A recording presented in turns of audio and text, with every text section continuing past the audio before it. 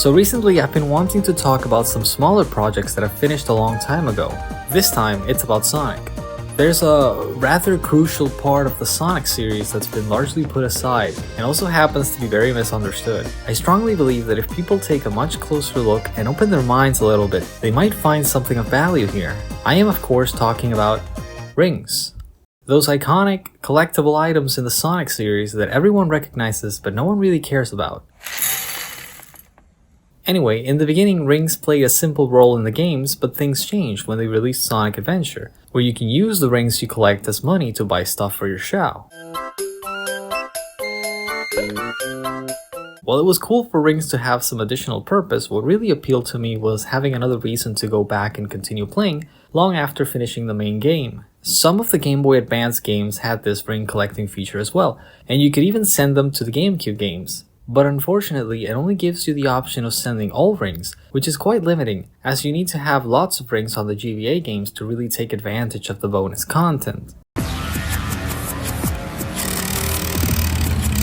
What I want is to add the ring collecting feature to Sonic Advance 3, Sonic Heroes, and Shadow the Hedgehog.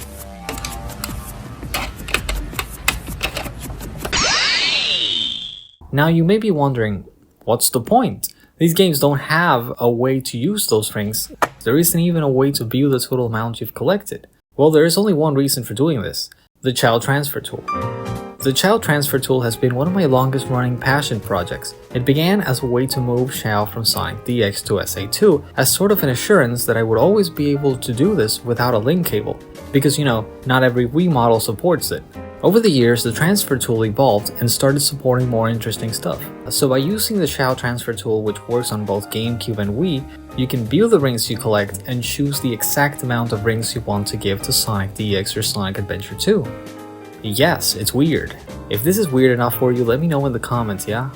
But unfortunately, there are some slight issues with the Shao Transfer Tool, but I do plan to release it eventually. I just want to make sure everything works right. There's actually another reason, specifically for the GBA game. I wanted to support Sonic Advance 3 because I needed the experience for another project. I will explain briefly. One of my modding goals, if you will, is to be able to play all the Satchel games in English, or Spanish. But I am aware that this is something I may never be able to achieve due to various reasons. But for now, I am trying to translate one more game in the series, and in order to do some of the things I want to do for this translation, I need to be able to add new code to the game. This concept is not unknown to me because it's something that I always do manually for modern GameCube and Wii games, but for GBA games there are some key differences that prevented me from doing things I was already familiar with. Once I started to get the hang of things, I didn't want to go straight into the complex feature I wanted to make for the translation. So that's when I got the idea to do something far more easier and replicate the ring collecting feature from all those Sonic games into Sonic Advance 3. I will try to explain how it works as best as I can. Using an emulator like MGVA, we can run through a random level, and once we reach the goal, we can set a breakpoint. If the breakpoint was set correctly, it should pause the game, and MGVA will specify the correct code that's being executed. After looking at the code for a bit, you get the general idea of how it works. You need to find at least 8 bytes of code to replace. This is necessary to make a very large jump to the end of the ROM, where the new code will be stored as well as the replaced code if needed. For the assembly code, I found that by using the RMIDS compiler, you can skip most of the tedious parts like calculating branches and just focus on making the code. Here we start off by blanking out some instructions that are no longer necessary, with the first write being a short adjustment to a branch so that the game always triggers a save event right after finishing a level, and this other write you see here prevents the game from blanking the space we want to use for storing the ring count. You need at least 3 bytes to store up a lot of rings. Here I specify where I want the code to be. GBA games make this pretty convenient because they always have a lot of empty space at the end of the ROM, and can be expanded easily if necessary. Now comes the fun part. The active ring count during gameplay is always stored in the GBA's faster but smaller RAM. We can always get the ring count by reading this address. So I save the ring count to register 0, then I read from a different address the total ring count into register 2. Since we have both values available to the CPU, we can now add them up.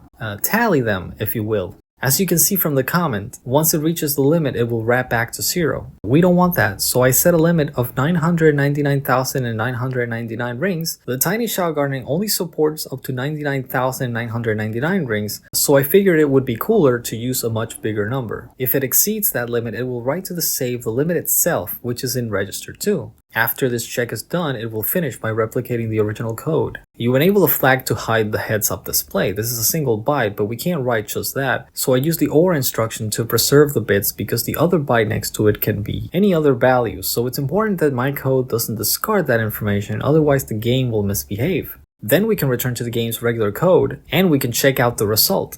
Note that the value will appear backwards since the GBA is little endian. And if the game is reset, it will successfully load the amount you collected. About Sonic Heroes and Shadow. For the GameCube games, we have a couple of options, but what I found to be the most convenient way to add code is to first write it in C and compile it with DevKit Pro. And then we have the option of adding the final code to the executable and hooking it to some functions so that it will actually be used by the game. That last step can be pretty annoying, especially if you want to distribute a tiny patch for a 1 GB game. Luckily, GameCube and Wii games have a nicer alternative through the use of Gecko codes. Gecko codes are a fancy sheet code system that typically has to run at least every frame, but it can do way more than just changing bytes in memory. One of the features it supports is being able to embed compiled code into what looks like a regular cheat code, and doing code like this gives you many benefits. You don't have to worry much about looking for free space in memory. It doesn't clash with normal cheat codes, and you don't have to spend time calculating the branches. But perhaps the best thing is that I can post the final code as text and people can copy it to their consoles or Dolphin, and they don't have to modify any file. They can even try it on the official disk.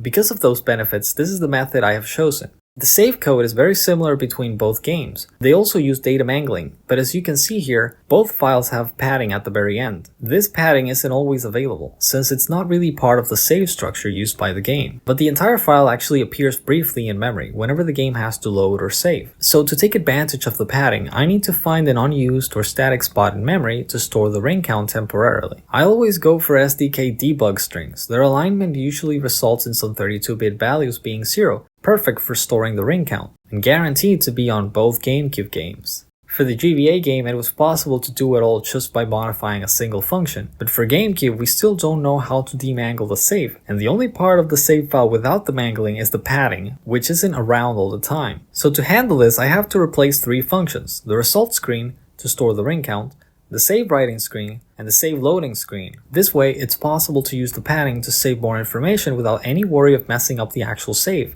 Both save files will continue being compatible with the unmodified game, but the ring count will be reset after saving in the game. Here's a quick look at how the code that reads the total ring count works. We have a variable called ringStore. This is a pointer to the unused spot in memory that will contain the total ring count. And we have DecSave, which is where the decrypted save file gets loaded in, plus the offset for the total ring count. Since we're loading the ring count, we copy the DecSave value to the ringStore value. We clear it just in case. And there's a final check to see if the ring count exceeds. The other codes work very similarly. We're just moving values around in memory at the right time. There's not much else to it. In Shadow the Hedgehog's case, I do something slightly different. During the result screen, this code happens to update every frame, so instead of just copying the entire ring count, I do it one by one, like this. This way I can see the code working its magic in-game. This also means that if you get too many rings, the screen will finish before all rings are transferred. I thought it was okay to leave it like this. One could always double the speed of the transfer to fix this, but I like how it is now. Talking about the games. Sonic Heroes is a fun one because the stages are very long and getting hit will result in losing all your rings, like in most Sonic games. I really like this game because of how technical it is, but once you know every little thing it sort of becomes too easy to play through. But when that happens, you can just start playing recklessly, especially on the rails, and you can still get some fun out of it. Shadow, on the other hand, has a slightly different system. Getting hit will only remove 10 rings, and the expert mode, which is my favorite part of the game, doesn't have a result screen. So we need to make more code for it if we want to support expert mode. I might do that eventually, but I'm fine with how it works right now. For Sonic Advance 3, I was a bit disappointed that they didn't do a Tiny Shao Garden for it. There were a lot of possibilities left, like actually using the Romantic Moon Shao, which is unused content in both Sonic DX and SA2. Being a part of the Sonic Advance series, this is still a very charming game, and it's very Shao themed despite not having the Tiny Shao Garden. But anyway, yeah, same feature on 3 different Sonic games. The GameCube games were only tested with the NTSC-U version, and other regions will most likely not work. Sonic Advance 3's Ring Saver has support for all regions in the form of BPS patches, including the Wii U Virtual Console version, which is basically the Japanese ROM with less flashing. I don't expect people to get much out of this project, but hopefully once the Shao transfer tool is finished, these Ring Saver patches will seem like a nice little bonus. You know, I've always liked how rings look in this game, but the fact that your motion can push away the rings you lose is so weird.